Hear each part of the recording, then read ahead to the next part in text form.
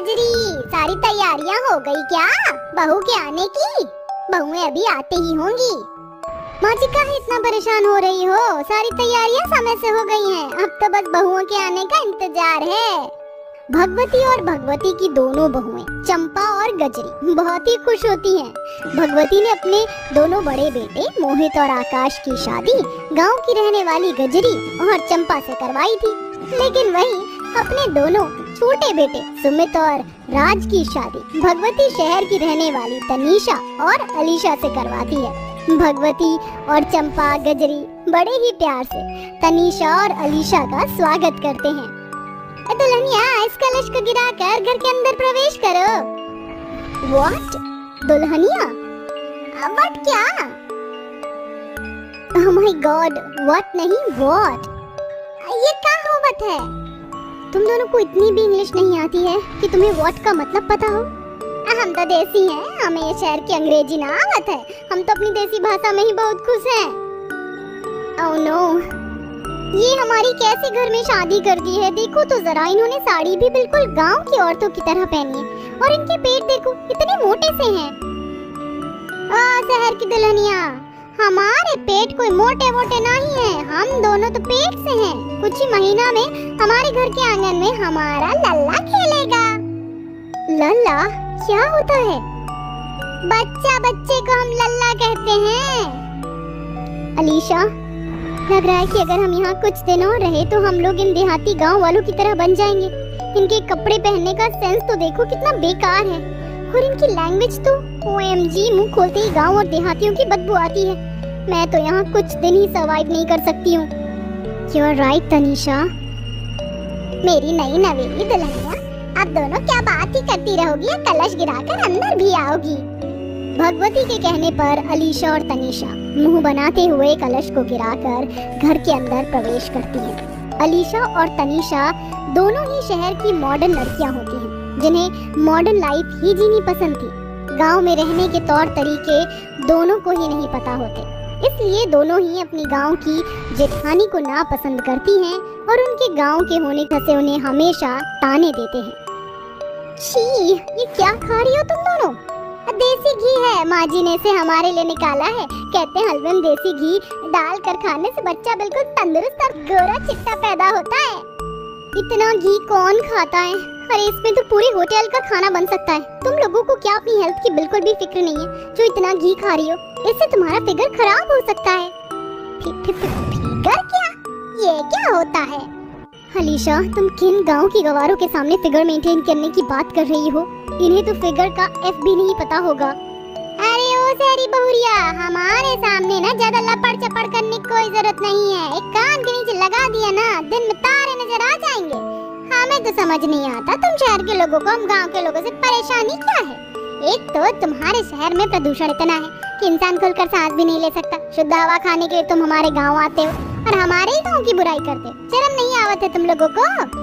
छोड़ चंपा, ये वही लोग हैं जिस थाली में खाते उसी थाली में छेद करते। तो हलवा खा, इनके चक्कर में हम अपना हलवा क्यों ठंडा करें?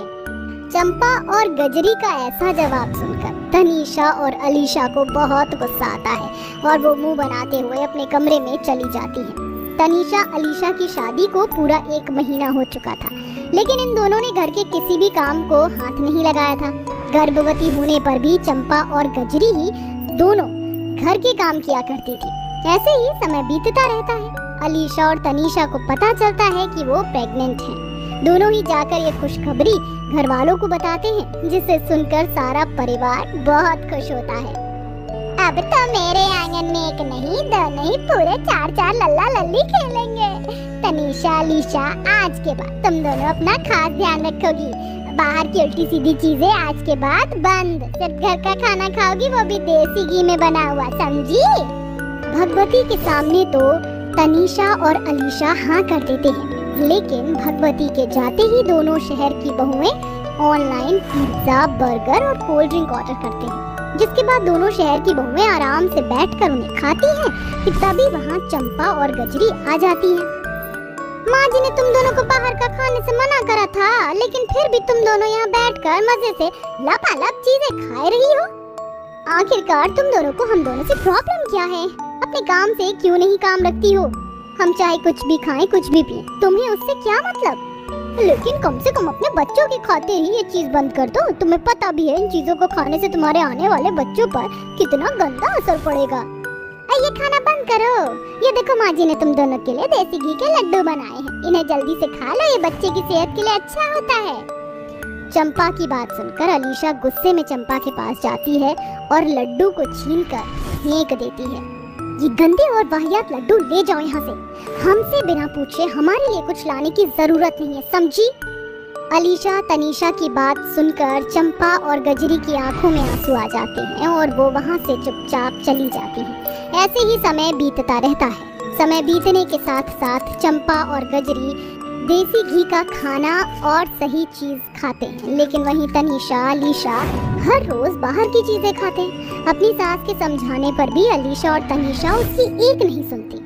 समय बीतने के साथ साथ चंपा और गजरी का 9वां महीना लग जाता है और 9वें महीने के लगने के बाद कुछ ही दिनों में चंपा और गजरी को लेबर पेन शुरू हो जाता है, जिसके बाद सभी लोग उन्हें हॉस्पिटल लेकर जाते हैं। डिलीवरी के बाद चंपा और गजरी दोनों को ही बच्चे स्वस्थ पैदा होते हैं। चंपा और गजरी देसी तरीके से अपने दोनों बच्चों का लालन पालन करती हैं। तनीषा और अलीशा का 7वां महीना शुरू हो जाता है, लेकिन दोनों ही अपनी आदतों से बाज नहीं आती हैं, जिसे देखकर भगवती बहुत परेशान हो जाती है।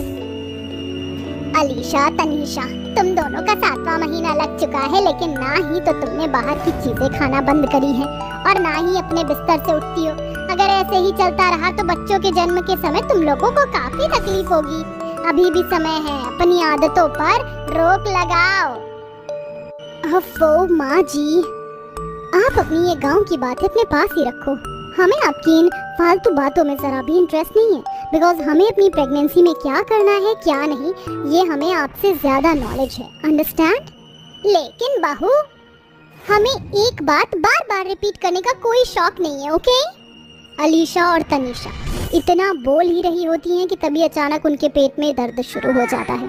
दर्द इतना ज्यादा होता है कि दोनों से ढंग से खड़ा भी नहीं हुआ जा रहा होता है। ये सब देखकर सभी लोग उन्हें अस्पताल लेकर जाते हैं। पूरे 2 घंटे हो चुके थे, लेकिन घर वालों को अपनी बहुओं की खबर नहीं मिलती। 2 घंटे बाद जब डॉक्टर आता है तो देखिए, आपकी दोनों बहुएं तो फिलहाल ठीक हैं, लेकिन हम उनके बच्चे को नहीं बचा सके। उनकी प्रेगनेंसी में काफ़ी कॉम्प्लिकेशंस थे। अगर हम उनके बच्चों को बचाने जाते थे तो आपकी बहू की जान नहीं बच पाती। डॉक्टर की बात सुनकर सभी परिवार वालों की आंखों में आंसू आ जाते हैं। जब ये बात अलीशा और तनीषा को पता चलती है तो उन्हें अपनी गलतियों का एहसास होता है, जिसके बाद वो अपनी सास और जेठानियों से माफ़ी मांगती हैं। गजरी, हमें माफ़ कर दो। शहर से होने के घमंड में आकर हम लोगों ने तुम लोगों की जरा भी बात नहीं मानी। अगर हम तुम्हारी बात मान लेते तो आज हमारे बच्चे भी जिंदा होते। हमें माफ कर दो, हमारी गलतियों के कारण हमने हमारे बच्चों को खो दिया, हमेशा हमेशा के लिए। जो हुआ उसे भूल जाओ, होने को कौन रोक सकता है? हमारे बच्चे भी तुम्हारे बच्चे ही हैं, तुम उन्हें भी माँ का प्यार दे सकती हो, बिल्कुल अपने बच्चों की तरह। और मुझे भगवान पर पूरा भरोसा है, तुम दोनों दोबारा जल्दी माँ बनोगी। चंपा और गजरी की बात सुनकर तनीषा और अलीशा की आंखों में आंसू आ जाते हैं। अब दोनों शहर की बहुएं सुधर जाती हैं और अपनी बहुओं के बच्चों का अपने बच्चों की तरह ख्याल रखती हैं।